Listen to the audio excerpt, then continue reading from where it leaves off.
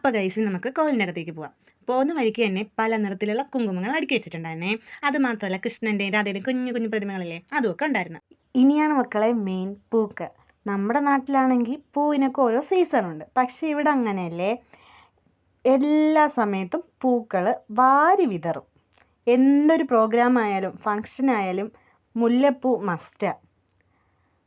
അപ്പം കുറച്ച് പേര് അതൊക്കെ ഇരുന്ന് കെട്ടുവാണ്. ഇവിടെ ഉണ്ട് മക്കളെ പോത്തീസ്. കണ്ടോ, ഇതാണ് പോത്തീസ്. അപ്പോൾ പോത്തീസിൻ്റെ പുറത്ത് നിന്ന് കണ്ടിട്ട് നമ്മളിനി എങ്ങോട്ടാണ് പോകുന്നതെന്ന് വെച്ചാൽ കോവിലിലോട്ട്. കോവിലിൽ പോകുന്ന വഴിയിൽ തന്നെ പന്തലിട്ടിട്ടുണ്ടേ. അപ്പോൾ പന്തലൊക്കെ കടന്നു വേണം നമുക്ക് കോവിലിലേക്ക് പോകാൻ. അപ്പോൾ ഇതാണ് ശ്രീവല്ലിപുത്തൂർ ആണ്ടാൾ കോവിൽ.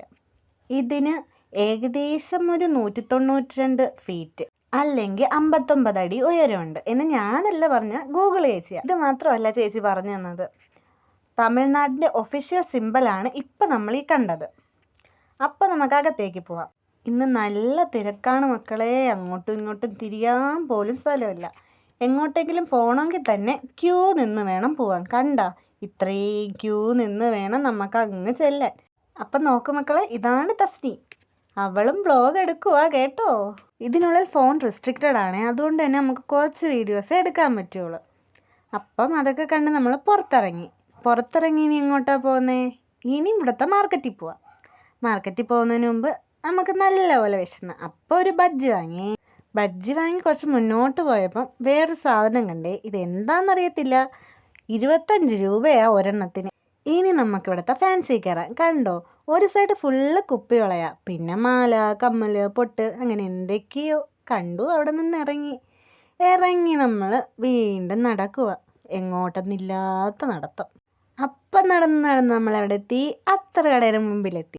അവിടെ നമ്മൾ അത്ര വാങ്ങിയില്ലെങ്കിലും എല്ലാം നല്ല രസമുണ്ടായിരുന്നു കാണാൻ.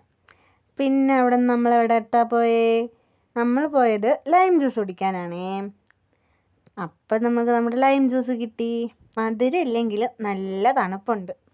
അപ്പം നമ്മൾ അതൊക്കെ കുടിച്ച് നമ്മൾ നേരെ ബസ് സ്റ്റാൻഡിലേക്ക് പോയി. ബസ് സ്റ്റാൻഡിൽ പോയി നോക്കുന്നു, നമ്മുടെ ബസ് സ്റ്റോപ്പ് ആകെ അങ്ങ് മാറിപ്പോയി. പിന്നെ എങ്ങനെയൊക്കെയോ നമ്മുടെ ബസ് കണ്ടുപിടിച്ച് ഇതിലാണ് നമ്മളിനി പോകുന്നത്. അപ്പോൾ ബസ്സിൻ്റെ അകത്തേക്ക് കയറി.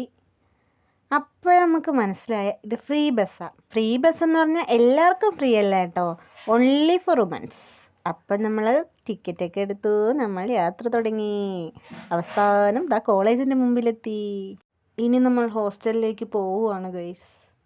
അപ്പോൾ ഇന്നത്തെ ദിവസം ഇത്രയേ ഉള്ളൂ. അപ്പോൾ ഓക്കെ, ബൈ.